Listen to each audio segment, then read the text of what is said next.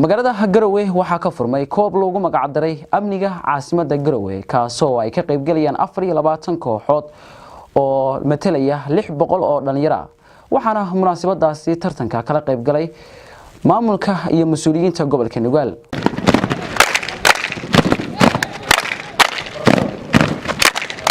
dhalinyaradu waxay ka mid tahay lafdhabar bulsho waxayna dhalinyaradu qayb ka qaadataa bilicda magaalo iyo horumar bulsho goobkooda dhaqan ay gaadhaan haddaba si dhalinyarada loo wacyigeliyo ayaa waxa magaalada Garowe caasimadda Puntland dhalinyarada ciyaarta kubadda cagta waxaa loo hindisay koob loogu magac daray amniga caasimadda Garowe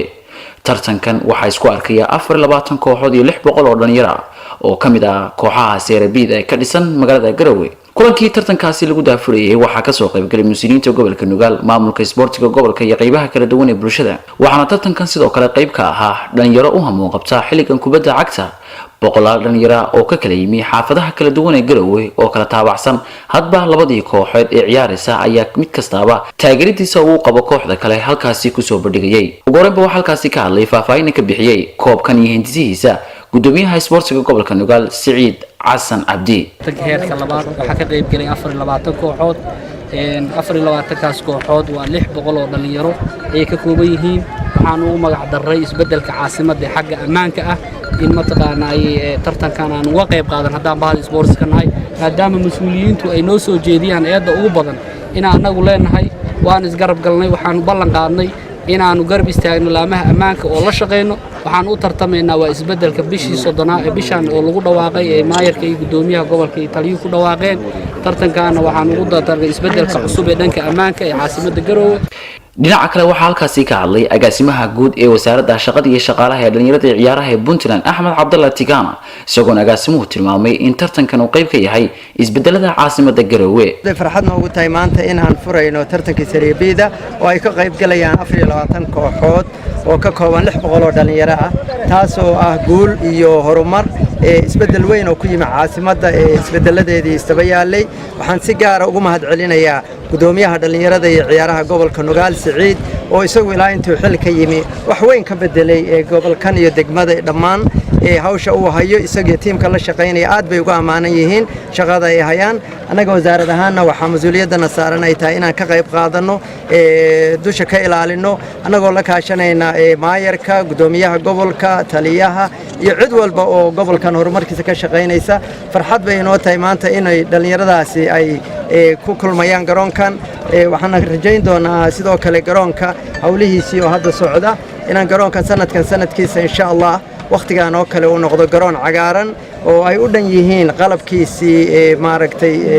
standardka caalamiga ahaa iyadana hawshiisa waa ku jirnaa waxaan kaloo rajaynayaa kulli madaxda iyo mas'uuliyiinta in laga wada qayb qaato amniga gobolka iyo degmada si horumar loo sameeyo aad baan idinku amaanayaa shaqada ay haysaan tiimkan gobolka Nugaal oo hogaaminaya Saciid dhalinyaradana aad baan ugu mahadcelinayaa gabagabadina duqa caasimadda Garowe Axmed Barre ayaa dul istaagay in loo baahnaa tartankan dhalinyarada isboortiskuna qayb ka qaadan karaan amniga caasimadda Garowe tartankan loogu magac daray amniga caasimadda waa tartankii loo baahnaa boqolkiiba 90 dadka hadda Garowe ay ka cabanaysay inay dhib yar ku hayaan waxay ahaayeen dhalinyarada gaar ahaan dhalinyarada isboortiga maanta waxaan u maaynayaa inay halka ku soo dhamaan doonto iyaguna ay noqon doonaan dadka amniga iyo maaragtay wanaaga iyo deganaanshaha magaalada horseedi doona waxaan kaloo aad ugu mahadcelinayaa Janaal Muxyidiin oo intii ciidanka xasilinta loo magacaabay magaalada wax badan iska bedelay garoonkan arintiisa markii hore intaan tartanka ku jirayna waa hawlkiisa waa ka qayb qaatay haddana waxaan ballan qaadayaa insha Allah tacaala dhamaystirkiisa inaan ka qayb qaato